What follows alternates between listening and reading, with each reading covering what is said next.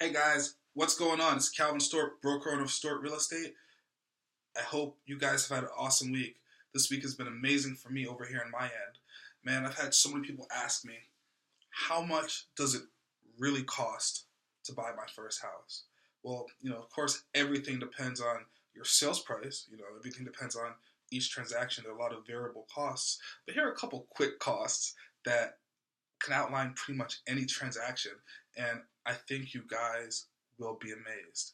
So, if you have any questions, first off, make sure you reach out to me, 240-472-7453. Make sure you like, share, and subscribe so we can get as many people this helpful content as possible. So, let's get into it.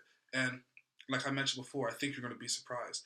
After we go through some of the costs, I'm not going to take too long. I'm going to run through them really quickly so you guys can just get a quick picture of what you're going to be spending. I'm going to show you how you can purchase something that you're going to love for like $3,000. I'm talking like 3 racks. So here's how you do it. First thing, you're going to have to get a loan. Depending on your credit, depending on your situation, is going to be, hey, how much do I spend for this down payment?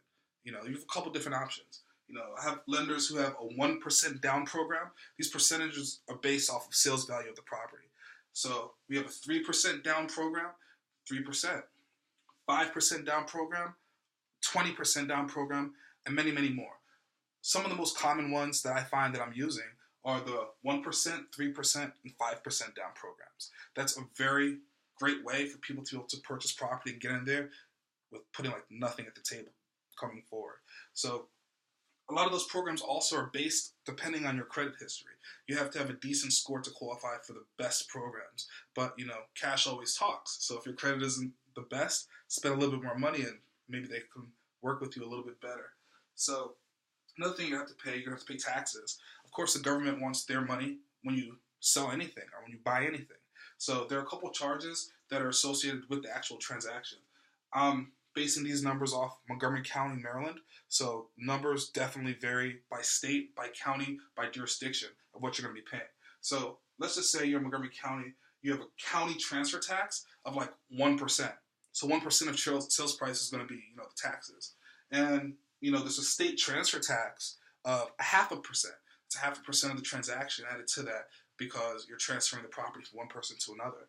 And then the county also has a recordation tax. They're taxing you to actually record the property. And that percentage is 0.89% of a cost up to $500,000 in sales price. So, of course, everything's negotiable. And these taxes are customarily split 50-50 between the buyer and the seller. However, if you're a first-time home buyer, you do have a little bit of advantages. You can, one, ask the seller to pay all the taxes for you. That's not as common over here, but it does happen. But two, this state transfer tax, instead of being 0.5%, actually reduces down to 1/4%.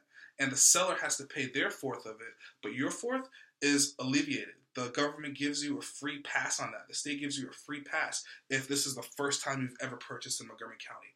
A lot of other states have similar programs where if you're buying your first property, they'll give you a little bit of a break. So that does save you a little bit of money at the settlement table. So there's going to be title insurance. Title insurance will depend on the type of loan program, the type of insurance provider, but let's just average out about $5 per thousand. There's lender's title insurance that's factored into that. That's for the lender to be insured against the title for actually providing the loan. And then there's owner's title insurance. That protects you against any loan defects that are a possibility if something was missed through the title search process. And, owner's title insurance is optional. I highly recommend that you get it because you definitely want to be protected, especially when you're spending, a little bit of money for a place that you're going to be living in or you're going to be renting out and making some money. Okay? So let's just average out for that $5 per thousand. It's not too bad. So they're going to be actually property taxes that you're going to be paying.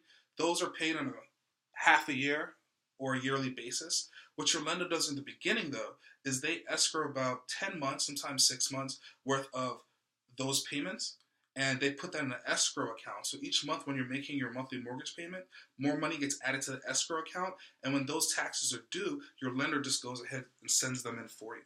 So that's really, really good, but that's upfront cost you just have to escrow. It's not spent yet, so it's just sitting in the lender's account, but it's still part of the settlement process. settlement fees.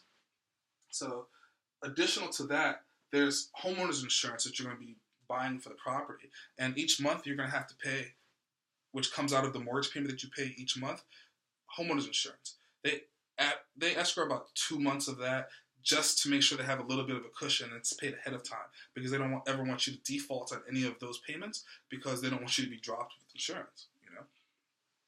So these are the costs that go into typical transactions. Each transaction is different. Some may have more costs than these, some may have less costs than those. But these costs will get you through a real estate transaction.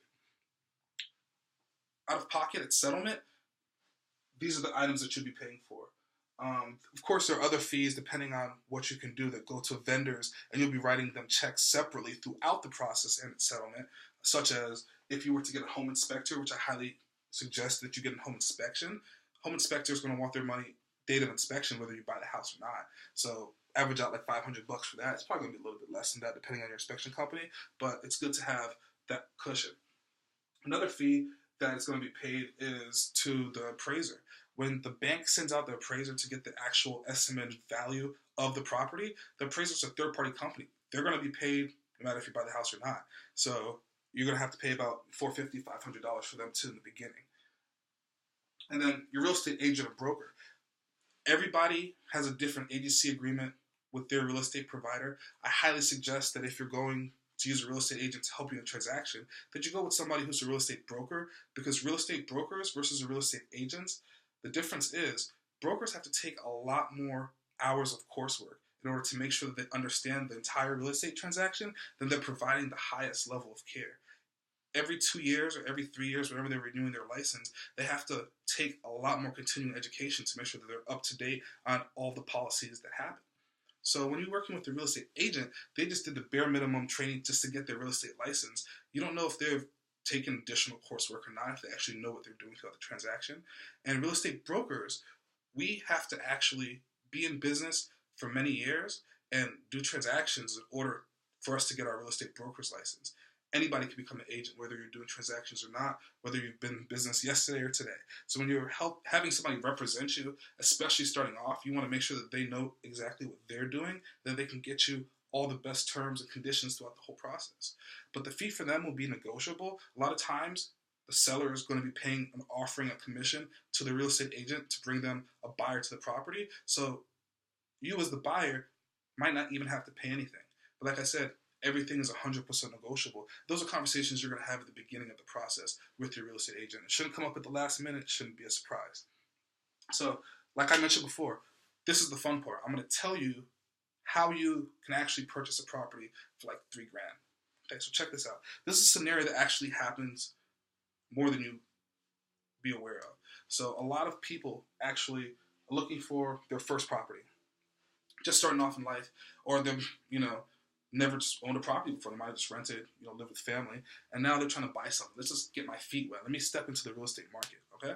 So I'm looking for a condo. I'm looking for a small townhouse. I'm looking for a decent townhouse. My budget's like $100,000. You might be able to afford more, you might be able to afford less. Let's just say you're going to buy a $100,000 property, okay? So of $100,000, here are the fees you're going to have to pay. There's $500 because out of 1%, your portion of that, 1% is about $1,000. Your portion of that is half, which is like, $500. You're going to pay for county transfer tax. For state transfer tax, since you're a first-time home buyer, the portion that you're responsible, your fourth of percent, is going to be alleviated. You're not going to have to pay anything for that. That's zero. Your county recordation tax, your 0.89% up to $500,000. So you're spending, $100,000. Your portion of that, which is half, is also going to be $445. So now in taxes, you spent maybe $1,000. Okay, so listen, you're gonna pay your title insurance. It's like $1,000. I just wanted to overshoot it just so nobody has any surprises. It's probably going to be less than that. So let's just say you spent $1,000 in title insurance. Okay, and let's just say the escrow property taxes of 10 months. Let's just say it's $1,200 a year for property taxes, so about $100 a month. 10 months of that, about $1,000. Okay. And then your homeowner's insurance. Let's say your homeowner's insurance is $50 a month. They're going to take 2 months of that. It's like $100. So your actual settlement costs are going to be like $3,045. Depending on how this works out, depending on which title company you use, there might be an additional actual settlement fee. There might be like $450, $500 tacked on top of that just for the title company to actually process the paperwork, which is fair. They do have lawyers that are facilitating it, so they might tack on something. But if your real estate agent or broker has a great relationship with the title company, the fees might be minimal, if that. So after your settlement fees, $3,045, you're going to have a down payment on your loan. Let's say $100,000. Let's not use the 1% down program just for the sake of, something that a lot more people do, which is the 3% down program. So 3% of $100,000 is $3,000. Okay? So now your total closing costs are about $6,045. After everything's said and done, $6,045. Okay? So here's the kicker. Depending on the transaction, but 9 times out of 10, most sellers are going to be willing, because they know you're a first-time home buyer and they were there one day themselves also, to help you. They're going to give you what they call a seller's credit. Okay? So sellers pretty much going to give you some closing cost help. Transactions vary. Around here, we're getting around 3%, depending on the transaction. I've seen a lot go for 0 because it's a very hot house. I see a lot of houses going for 2%. But 3% is a good number that you can shoot for. Some loan programs allow up to 6%, but 3% is a good number. Let's say you got 3% in closing help from the seller, which, like I said, is very, very common around here. That's $3,000 seller credit. That pretty much pays for your down payment, or most of these closing costs. And let's just say you did the 1% down program, this down payment will be even less than that. But at that number, you come to the table with $3,045. You put 3% down on a $100,000 property.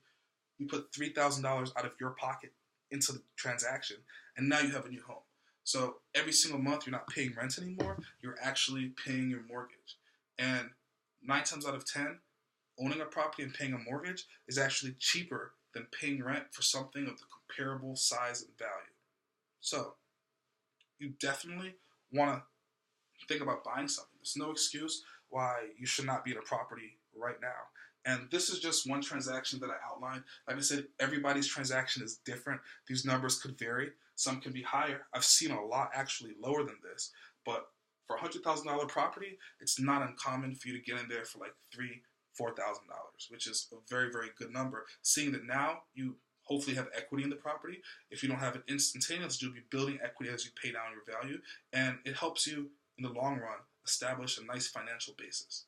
So once again, if you have any questions, you want to see how your specific scenario might work out, give me a call, 240-472-7453. You can shoot me a text message to that number, or you can even email me, Calvin Stewart at stewartrealestate.org. Okay? So don't hesitate to leave me any comments, and make sure you like and subscribe so everybody can find out the great news. I'll talk to you guys soon and have an awesome week.